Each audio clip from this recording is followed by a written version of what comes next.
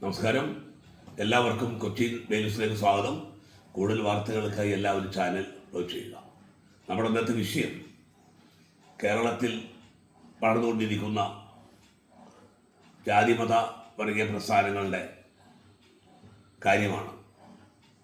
ഒരു ഭാഗത്ത് ഇസ്ലാമിക വർഗീയവാദികൾ, ജമാഅത്ത് ഇസ്ലാമിയും അതുപോലെ തന്നെ അതായിട്ട് ബന്ധപ്പെട്ട് STP പോലുള്ള മത തീവ്രവാദ സംഘടനകളും, ഒരു ഭാഗത്ത് ക്രിസ്ത്യൻ തീവ്രവാദ സംഘടനയായിട്ടുള്ള ഖാസ, ഒരു ഭാഗത്ത് സംഘപരിവാറിന് വേണ്ടി നിലകൊള്ളുന്ന SNDPയുടെ പേരിലുള്ള നേതാക്കന്മാരുടെ ചില വാർത്തകളും പ്രവർത്തനങ്ങളും. ഇത് പറയാനുള്ള കാരണം, കേരളത്തിൽ കുറച്ച് കാലങ്ങളായി കോൺഗ്രസിൻ്റെ നേതാക്കളായിട്ടുള്ള VD സതീശൻ്റെയും മാങ്കുട്ടത്തിൻ്റെയും KC വേണുഗോപാലിൻ്റെ ഒത്താശയോടെ നടന്നുകൊണ്ടിരിക്കുന്ന സംഘപ്രചരണം, അത് ഉന്നത വിദ്യാഭ്യാസ മേഖലയിലും കൗലികയോട് ബന്ധപ്പെട്ടുള്ള കാര്യങ്ങളിലും ആ സമരത്തെ കോൺഗ്രസ് നേതാക്കൾ തള്ളിപ്പറഞ്ഞതും സംഘപരിവാറിന് വേണ്ടി അവർ സംസാരിച്ചൊക്കെ നമ്മൾ കണ്ടതാണ്. അതുപോലെ തന്നെ ആ ആശയത്തിന് വേണ്ടി തന്നെയാണ് ഈ രാജ്യത്തെ ഇസ്ലാമിക സംഘടനകളും ക്രിസ്തീയ വർഗീയ ഗ്രൂപ്പുകളും വെള്ളാപ്പള്ളിയെ പോലുള്ള മതഭ്രാന്തന്മാർ നടത്തിക്കൊണ്ടിരിക്കുന്ന ഇത്തരം പ്രസ്താവനകൾ. PC ജോർജിനെക്കായും തരംതാഴ്ന്ന രീതിയിലാണ് വെള്ളാപ്പള്ളിയെ പോലുള്ള ഒരാൾ പറയുന്നത്. വെള്ളാപ്പള്ളി ഇന്നും തുടങ്ങിയതല്ല, പക്ഷെ വെള്ളാപ്പള്ളി എന്ന വ്യക്തിയല്ല ഇവിടെ പറയുന്നത്. SNDP പോലുള്ള മഹത്തായ പാരമ്പര്യമുള്ള ഒരു പ്രസ്ഥാനത്തിൻ്റെ തലപ്പത്തിൽ നിന്നുകൊണ്ട് അദ്ദേഹം നടത്തിയിട്ടുള്ള ഇത്തരം വർഗീയപരമായിട്ടുള്ള വാക്കുകൾ.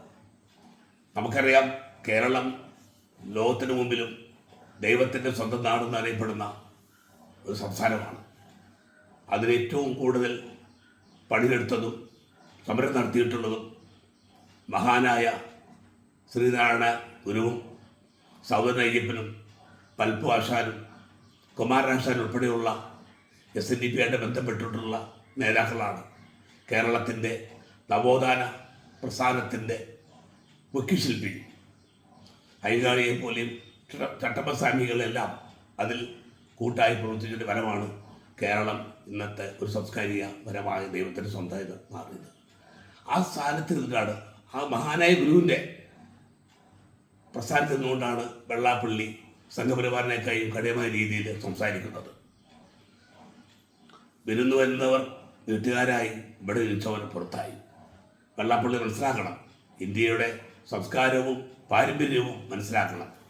ഇന്ത്യയുടെ സംസ്കാര ഭൂപടത്തിൽ അല്ലെങ്കിൽ ചരിത്രപരമായ ഭൂപടത്തിൽ ഹിന്ദു എന്ന് ഇങ്ങനെ വന്നു എന്നുള്ളതും ഹിന്ദു എന്നുള്ള അർത്ഥങ്ങൾ വന്നുള്ളത് മനസ്സിലാക്കണം.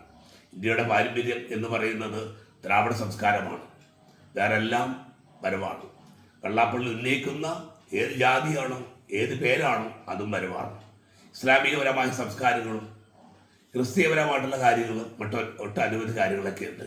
അതിൽ കമ്മ്യൂണിസവും എല്ലാം അതിൽപ്പെടും.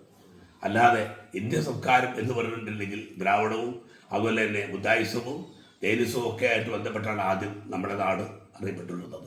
പിന്നീടാണ് ഹിന്ദു സംസ്കാരത്തിൻ്റെ ഭാഗമായത്. ആ ഹിന്ദു എന്നുള്ള പേര് നൽകിയത് ആരാന്നുള്ളത് വെള്ളാപ്പള്ളി പഠിക്കണം. അപ്പോൾ ആ തരം കാര്യങ്ങളൊക്കെ മറന്നുകൊണ്ട് കേരളത്തെ ഒരു ഭ്രാന്താലയമാക്കാനും ഉള്ള രീതി സംഘപരിവാറിന് വേണ്ടി നിലകൊള്ളുന്ന ഇത്തരം മതഭ്രാന്തന്മാരെ, PC ജോർജ് ആയാലും വെള്ളാപ്പള്ളി ആയാലും ജമാഅത്ത് ഇസ്ലാമിയുടെ ചില നേതാക്കളായാലും ഇസ്ലാമിക തീവ്രവാദികളായാലും അതുപോലെ ക്രിസ്ത്യൻ സമുദായത്തിൻ്റെ ഭാഗമായി നിന്ന് അവകാശപ്പെടുന്ന ഖാസയെ പോലെയുള്ള നവീൻ പെട്ര പോലെയുള്ള വർഗീയവാദികൾ നടത്തിക്കൊണ്ടിരിക്കുന്ന ഈ സ്ഥല പ്രസ്താവനകളെ പ്രവർത്തനങ്ങളെയും കേരള ഗവൺമെൻറ് കൈ കെട്ടി നോക്കിയെന്ന് അനുഭവിക്കാൻ പാടില്ല. കേരളം ഭരിക്കുന്നത് കമ്മ്യൂണിസ്റ്റ് പാർട്ടിയാണ്. ഇത്തരം മതഭ്രാന്തന്മാരെ അതിൻ്റെ പേരിൽ എന്ത് നഷ്ടം വന്നാലും ആ നഷ്ടം വകവയ്ക്കാതെ ഈ മതഭ്രാന്തന്മാരെ ജയിലിലടിച്ച് തക്കത ശിക്ഷ കൊടുക്കേണ്ട ഒരു ബാധ്യത നമ്മുടെ ഗവൺമെൻറ്റുണ്ട്. പലപ്പോഴും നമ്മുടെ ഗവൺമെൻറ്റും നിയമ സംവിധാനങ്ങളൊക്കെ നോക്കുത്തേ നിൽക്കുന്ന ഒരു സംവിധാനമുണ്ട്. അതുകൊണ്ട് തന്നെയാണ് യൂട്യൂബർമാരായിട്ടുള്ള കുറച്ച് അവതാരന്മാർ വന്നിട്ട് എന്ത് തോന്നിയാസവും ഈ ആരെക്കുറിച്ചും പറയാനുള്ള രീതിയിലേക്ക് നമ്മുടെ സംസ്ഥാനം മാറിക്കഴിഞ്ഞു. ഇത് അനുവദിക്കാൻ പാടില്ല. ആര് തന്നെയാണെങ്കിലും നിയമത്തിൻ്റെ മുൻ കൊണ്ടുവന്ന് തക്കതായ ശിക്ഷ എടുത്ത് ഇവനെയൊക്കെ ജയിലിലിടുന്നുള്ളതാണ് നമുക്ക് പറയാനുള്ളത്, ആരുടെ ഭാഗത്താണേലും. അതുകൊണ്ട് ബഹുമാനപ്പെട്ട ഗവൺമെൻറ്റിനോടും അധികാരി വർഗത്തോടും നമുക്ക് പറയാനുള്ളത്, ഈ തരം മതഭ്രാന്തന്മാരെ അത് ഏത് ഭാഗത്താണെങ്കിലും അവരെ അറസ്റ്റ് ചെയ്ത് തുറയിലടിച്ച് നടപടി സ്വീകരിക്കണം എന്നുള്ളതാണ് വളരെ വിനീതമായി നമുക്ക് പറയാനുള്ളത്. ഒരിക്കലും നമ്മുടെ സംസ്ഥാനം അത്തരം കൈവിട്ടു പോയാൽ ഒരു യു.പിയും ഒരു ബീഹാറും ഒരു മഹാരാഷ്ട്രയും അതുപോലെ തന്നെ വടക്കൻ സംസ്ഥാനങ്ങളിൽ ഏതെങ്കിലും ഒരു രീതിയിലേക്ക് നമ്മുടെ സംസ്ഥാനം വന്നാൽ നമ്മൾ ഇന്ന് കാണുന്ന ഈ സംസ്കാരവും ഈ ഒത്തൊരുമയും ഈ മതേതരത്വവും എന്നേക്കും നഷ്ടപ്പെടും. അത് അനുവദിക്കാൻ പാടില്ല. അതുകൊണ്ട് ഈ കിരാതന്മാരെ എത്രയും പെട്ടെന്ന് അറസ്റ്റ് ചെയ്ത് ജയിലടിക്കാൻ ആവശ്യമായ സംവിധാനം ഗവൺമെൻറ് ഉണ്ടാക്കണം എന്ന് മാത്രം പറഞ്ഞുകൊണ്ട് ഞാൻ നിർത്തുന്നു. നിങ്ങൾക്ക് എൻ്റെ നമസ്കാരം.